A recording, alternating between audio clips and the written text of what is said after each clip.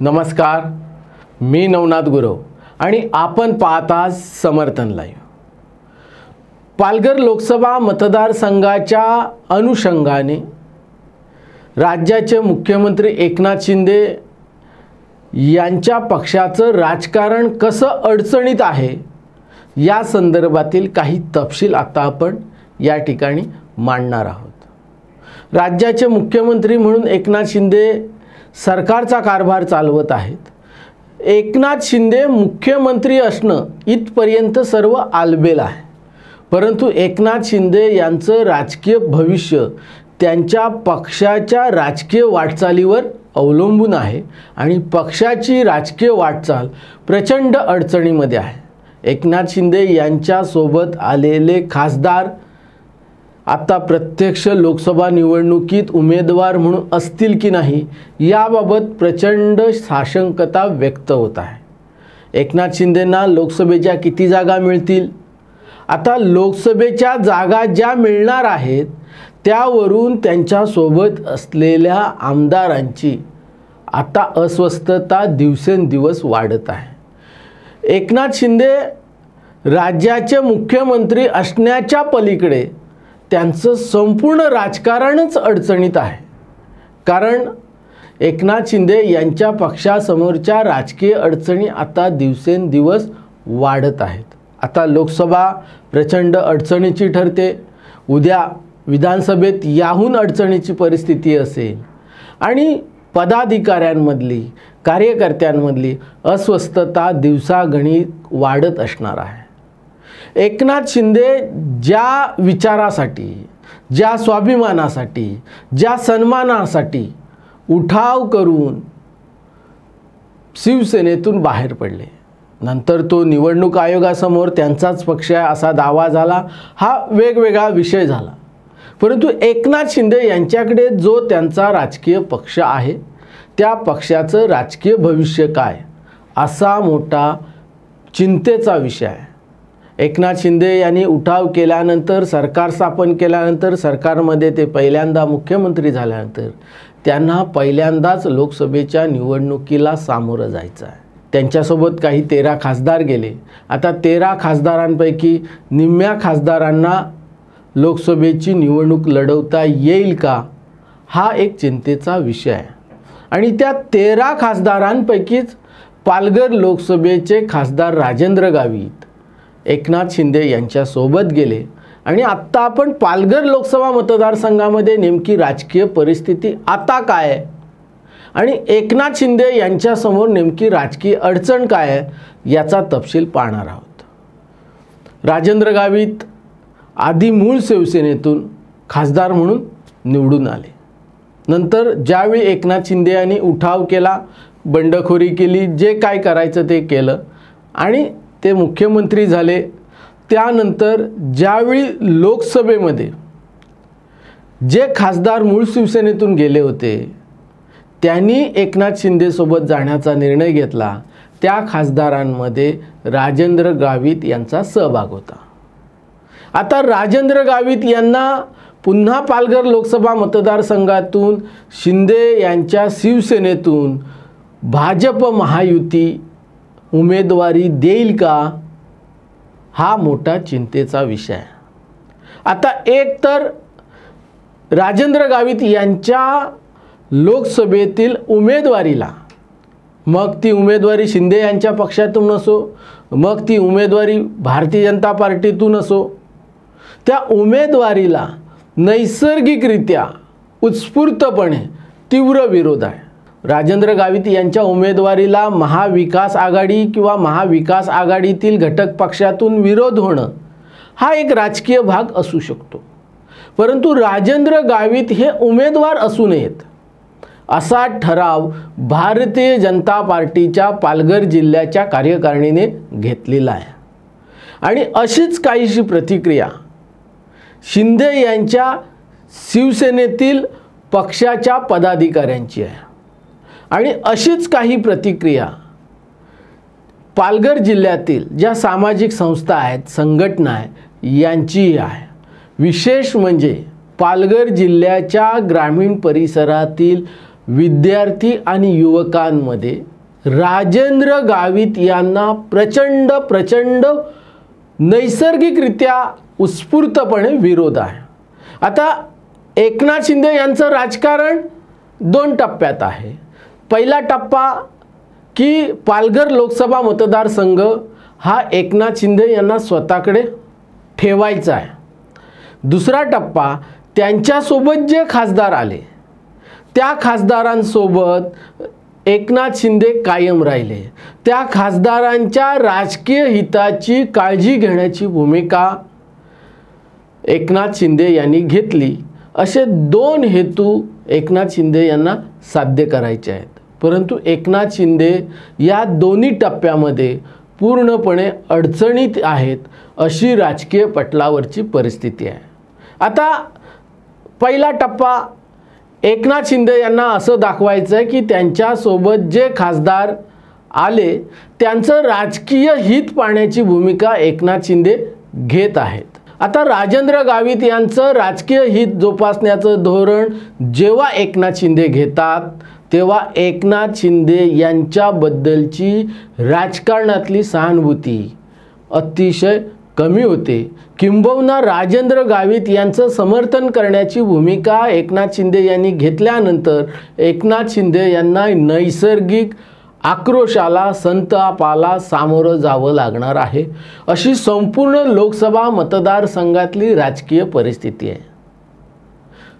राजेंद्र गावित हे दलबदलू आहेत। राजेंद्र गावित यांची आणि पालघर जिल्ह्याच्या अस्मितेशी काही जोड नाही। राजेंद्र गावित आणि पालघर जिल्ह्याच्या अस्मितेचा सुतराम संबंध राजेंद्र गावित यांनी ठेवलेला नाही, तशी राजेंद्र गावितांची कोणतीही भूमिका राहिलेली नाही। राजेंद्र गावित यांनी या पालघर जिल्ह्यामध्ये सामाजिक विषयावर जी भूमिका घेतली त्या भूमिकेवर ते कायम राहिलेले नाही। वाढवण बंदरासारख्या विषयावर किंवा इतर कोणत्याच विषयावर ते असे ठामपणाने भूमिका घेऊ शकले नाही ज्या भूमिकेतून ते त्यांची प्रतिमा तयार करू शकतील।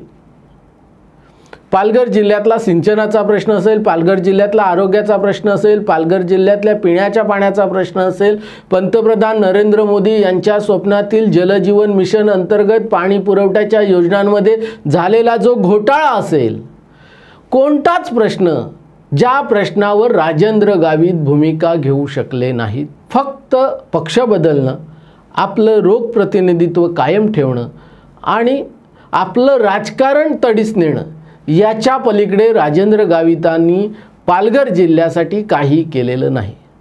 राज्यमंत्री असताना ते या पालघर जिल्ह्यातील आदिवासी विद्यार्थ्यांना न्याय देऊ शकले नाही, आदिवासी समाजाला न्याय देऊ शकले नाही, आदिवासी विकास विभागाच्या कारभाराला न्याय देऊ शकले नाही।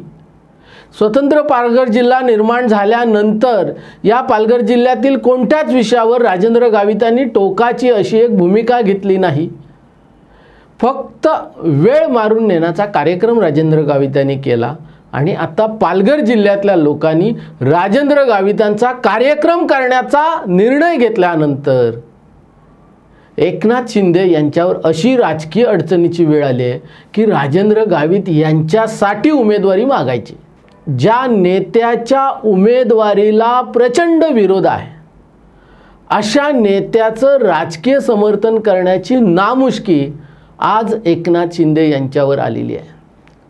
आता राजेंद्र गावित यांना एकनाथ शिंदे यांनी उमेदवारी मिळवून दिली, भारतीय जनता पार्टीची राजकीय कोंडी केली, भारतीय जनता पार्टीचे 10 प्रस्ताव मान्य केले आणि 11व्या प्रस्तावामध्ये त्यांनी पालघर लोकसभा मतदारसंघ स्वतःकडे मिळवला आणि त्याच्यामध्ये राजेंद्र गावितांना उमेदवारी देण्यात एकनाथ शिंदे यांना यश आलं।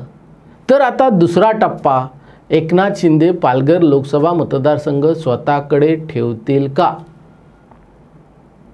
भारतीय जनता पार्टीला एकनाथ शिंदे यांचा उमेदवार महायुती म्हणून जिंकून आणणं प्रचंड अडचणीचं ठरणार आहे। पहिल्यांदा भारतीय जनता पार्टीचा कार्यकर्ताच राजेंद्र गावित यांच्या विरोधात उघडपणे टोकाची भूमिका घ्यायला तयार आहे।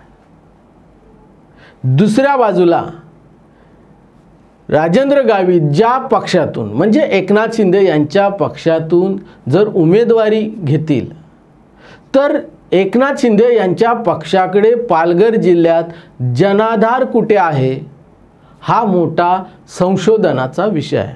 वसई विरार महापालिकेच्या क्षेत्रात जे काय 12-13 लाखाचं मतदान आहे त्या 12-13 लाखाच्या मतदानामध्ये एकनाथ शिंदे यांच्या पक्षाकडे 25,000 सुद्धा मतदान घेण्याची स्वतःची क्षमता नाही। वसई विरार महापालिका क्षेत्रामध्ये बेकायदा बांधकामाच्या व्यतिरिक्त एकनाथ शिंदे यांच्या पक्षाच्या पदाधिकाऱ्यांच्या हातात कोणताही विषय राहिलेला नाही आणि एकनाथ शिंदे यांची वसई विरार महापालिकेच्या राजकीय पटलावर फारशी विश्वासार्हता ते मुख्यमंत्री झाल्यानंतर आणि या वसई विरार महापालिकेच्या अधिकाऱ्यांनी वसई विरारमध्ये बेकायदा बांधकामांचा बाजार मांडल्यानंतर राहिलेली नाही आहे। आता पालघर जिल्ह्याचा जो ग्रामीण परिसर आहे त्या ग्रामीण परिसरामध्ये एकनाथ शिंदे यांनी मुख्यमंत्री पदाचं वजन वापरून पालघर जिल्हा परिषदेत सत्ता परिवर्तन घडवलं, स्वतःची सत्ता स्थापन केली, पालघर जिल्हा परिषदेचा अध्यक्ष बसवला। आता अध्यक्षपदाच्या कारभारातून एकनाथ शिंदे यांच्या पक्षाकडे काही जनाधार निर्माण झालाय का तर त्याचं उत्तर आहे नाही। पालघर जिल्हा परिषदेचे पदाधिकारी देशाचे पंतप्रधान नरेंद्र मोदी यांच्या स्वप्नातील जलजीवन मिशनच्या घोटाळ्यामध्ये भागीदार आहेत हे चित्र आणि ही बाब पालघर जिल्हा परिषदेच्या शिपायापासून मंत्रालयातील पाणी पुरवठा विभागाच्या शिपायापर्यंत सर्वश्रुत आहे। आता जव्हार, मोखाडा, विक्रमगड, डहाणू, तलासरी या पालघर जिल्ह्याच्या दुर्गम ग्रामीण भागामध्ये एकनाथ शिंदे यांच्या पक्षाचा जनाधार तयार होऊ शकला असता, प्रत्येक घराघरात वाडी वस्तीवर एकनाथ शिंदे यांच्या पक्षाचे झेंडे लागले असते, एकनाथ शिंदे यांचे फोटो लागू शकले असते जर एकनाथ शिंदे यांच्या स्वप्नाप्रमाणे एकनाथ शिंदे यांनी ज्यांना पालघर जिल्हा परिषदेमध्ये पदाधिकारी म्हणून बसवलं त्यांनी देशाचे पंतप्रधान नरेंद्र मोदी यांच्या स्वप्नातील जलजीवन मिशन अंतर्गत पाणी पुरवठ्याच्या योजनांमध्ये काळ्या यादीतील ठेकेदारासोबत भागीदारी केली नसती, भागीदारीचे संबंध ठेवले नसते आणि मोदींच्या स्वप्नातील पाणी पुरवठ्याच्या योजना घोटाळ्यामध्ये लोटल्या नसत्या आणि टक्केवारीवर समाधान मानून प्रामाणिकपणे पाणी पुरवठ्याच्या योजनांची अंमलबजावणी केली असती तर आज पालघर जिल्ह्यातील जव्हार, विक्रमगड, मोखाडा, डहाणू, तलासरी या दुर्गम तालुक्यातील दुर्गम गावातील वाडी वस्तीवर पंतप्रधान नरेंद्र मोदी यांच्या स्वप्नाप्रमाणे नळाद्वारे प्रत्येक कुटुंबाला पिण्याचं पाणी मिळालं असतं आणि ज्या ज्या कुटुंबाला नळाचं पाणी मिळालं असतं ते सर्व या केंद्र आणि राज्य सरकारचे लाभार्थी ठरले असते आणि त्यांच्याकडून आज मतदान झालं असतं, पहिल्यांदा पाणी मिळालं म्हणून सहानुभूतीपूर्वक सरकारमधील पक्षाला लोकांनी मतदान केलं असतं। परंतु आधीच यापूर्वी जव्हार, मोखाड्यातील पाणी पुरवठ्याच्या योजनांमध्ये घोटाळा ज्यांनी केला तेच पालघर जिल्हा परिषदेमध्ये एकनाथ शिंदे यांनी पदाधिकारी म्हणून नेमले आणि त्यांनी देशाचे पंतप्रधान नरेंद्र मोदी यांनी ज्या जलजीवन मिशन अंतर्गत पाणी पुरवठ्याच्या योजना दिल्या त्या योजनांकडे शासकीय पैसा लुटण्याची संधी म्हणून पाहिलं। जे पहिला टप्पा एकनाथ शिंदे यांच्यासाठी अडचणीचा आहे आणि दुसरा टप्पा जर एकनाथ शिंदे यांनी राजेंद्र गावित यांची उमेदवारी नाकारून दुसऱ्या टप्प्यातला आपला राजकीय हेतू साध्य करण्यासाठी पालघर लोकसभा मतदारसंघ स्वतःकडे ठेवण्यासाठी उमेदवार बदलून पालघर लोकसभा लढवण्याचा निर्णय घेतला तरी एकनाथ शिंदे त्यामध्ये अपयशी ठरणार आहेत। कारण पालघर लोकसभा मतदारसंघामध्ये एकनाथ शिंदे यांच्या पक्षाच्या पदाधिकाऱ्यांनी कोणत्या विषयावर काम केलं, कोणत्या सामाजिक विषयावर काम केलं, पाणी, रस्ता, वीज, आरोग्य अशा पैकी कोणत्या विषयावर काम केलं असं सांगण्यासारखं एकनाथ शिंदेकडे काही नाही. एकनाथ शिंदे उमेदवार देणार आणि मत मात्र मोदींच्या नावाने मागणार. भारतीय जनता पक्षाच्या पदाधिकाऱ्यांचा, कार्यकर्त्यांचा एकच मुद्दा आहे. या पालघर लोकसभा मतदारसंघामध्ये आमचा एकही आमदार नाही, आमच्याकडे खासदार नाही, परंतु आपण पक्षाच्या धोरणाप्रमाणे प्रत्येक मतदान केंद्रापर्यंत पोहोचण्याची तयारी केलेली आहे.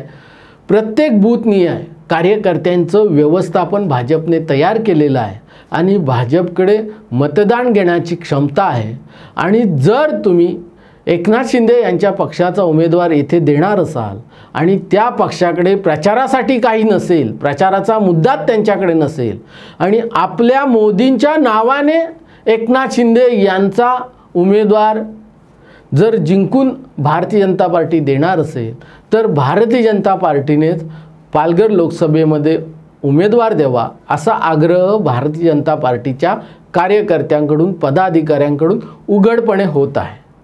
आणि अशाच प्रकारची राजकीय अडचणीची स्थिती एकनाथ शिंदे यांच्यासमोर त्यांना अपेक्षित असलेल्या 13 लोकसभा मतदारसंघामध्ये आहे. एकनाथ शिंदे यांच्यासोबत जे आमदार आलेले आहेत त्या आमदारांना त्यांच्या विधानसभा मतदारसंघामध्ये भेडसावत आहे.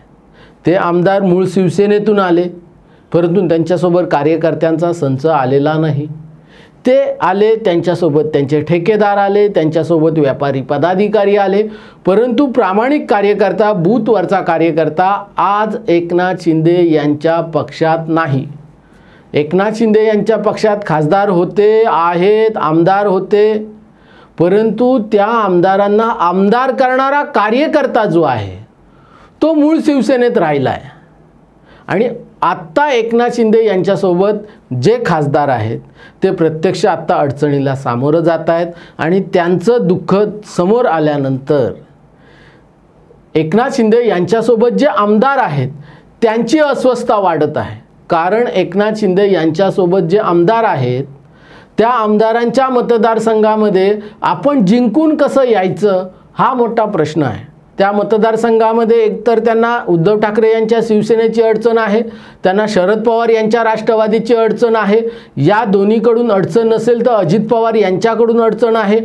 शिवाय मुख्य म्हणजे भारतीय जनता पार्टी जो एकनाथ शिंदे यांचा सहकारी पक्ष आहे. अशा प्रकारे एकनाथ शिंदे यांच्यासोबत असलेले खासदार, एकनाथ शिंदे यांच्यासोबत असलेले आमदार पुन्हा कसं निवडून यायचं या विवंचनेत आहेत. एकूणच एकनाथ शिंदे यांचं राजकारण सध्या अडचणीत आहेत. एकनाथ शिंदे मुख्यमंत्री असणं इथपर्यंत सर्व आलबेल आहे, परंतु भविष्यात एकनाथ शिंदे यांचं जे काय राजकारण पक्षाच्या वाटचालीवर अवलंबून आहे त्या पक्षाची वाटचाल प्रचंड खडतर आहे. आपणास या संपूर्ण विश्लेषणाबद्दल काय वाटतं, आपलं काय मत आहे कमेंट बॉक्समध्ये न चुकता कळवा. धन्यवाद.